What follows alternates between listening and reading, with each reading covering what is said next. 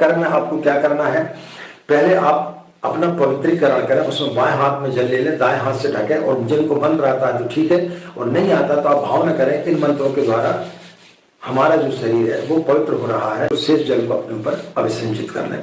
इसके बाद में 3 बार आप आचमन कर लें, दाएं हाथ में 1-1 चम्मच जल लेते जाएं, पिए उसको, और इसके पश्चात 1 चम्मच जल से हाथ को साफ कर लें। इसके पश्चात बाएं हाथ में जल ले लें, दाएं हाथ की 5 उंगली इसमें डुबा कर रखें, और शिखा के स्थान पर, चोटी के स्थान पर उसको स्पर्श कर लें। इसके पश्चात में 4 या 5 बार आप जो है प्राणायाम कर लें, सांस को रोकें छोड़ें, रोकें छोड़ें।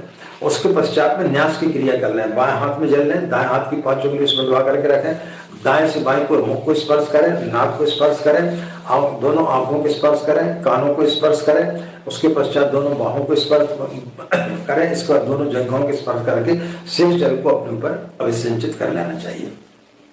इसके पश्चात तो पृथ्वी माता की पूजन करें। पृथ्वी माता की पूजन के लिए जो है एक प्लेट रख लें, उसमें जो है थोड़े से अक्षत पुष्प और कुछ जो है चंदन इत्यादि लगा दें और पृथ्वी माता को प्रणाम कर लें। इसके पश्चात में कलश का पूजन करें, अक्षत पुष्प छोड़ दें, चंदन इत्यादि लगा लें। उसके पश्चात में दीपक का पूजन करें, चंदन इत्यादि लगा लें। उसके पश्चात में आवाहन कर लें। आवाहन में गुरुदेव गायत्री माता का आवाहन करें, गौरी गणेश का आवाहन करें, नवग्रह का आह्वान करें, और भी यदि आपको मंत्र आते तो उनका आह्वान करें, या फिर सिद्धि बुद्धि सहायता श्रीमन महागणाधिपत्य नमः, लक्ष्मी नारायणाभ्य नमः, ओम महेश्वराभ्य नमः, इनको बोल करके आप जो है कर लें और उनका पंचोपचार पूजन कर दें।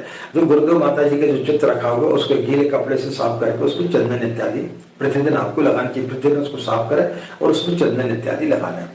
उसके पश्चात में गोमुख में जो है आपको गोमुख गले में डाल करके और फिर आपको गायत्री मंत्र का जाप करना चाहिए। जब आपकी पूरी 27 माला या जो आपने निर्धारित की है कि सुबह आपको कितनी करना है, दोपहर को कितनी करना है, शाम को कितनी करना है, उतनी माला करने के पश्चात में आप क्षमा प्रार्थना कर लें कि मंत्र जाप करते समय किसी प्रकार की कोई भी त्रुटि हो गई हो, आपके पूजा में किसी प्रकार की कोई भी त्रुटि हो गई हो, कर्म कांड में किसी भी कोई प्रकार की कोई भी त्रुटि हो गई हो, तो उसको आप क्षमा करें।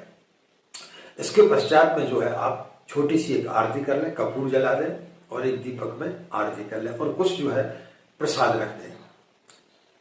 उसके पश्चात में जो है आप विसर्जन कर दें। विसर्जन करने के पश्चात में अपनी आसन है जिस पर आप बैठे, कुश या उसूल की आसन आपको लेना चाहिए, उस पर एक छोटा सा 1 चम्मच जल उसके नीचे आप डाल दें और फिर उसके बाद उस जल को ले जा करके पूरे कमरों में उसका अभिसिंचन कर दें और उसके पश्चात में उसको जल को ले जा करके किसी गमले में या तुलसी के झाड़ में पूर्व की तरफ मुंह करके जो है उसको सूर्य को आप अर्घ्य दे दें।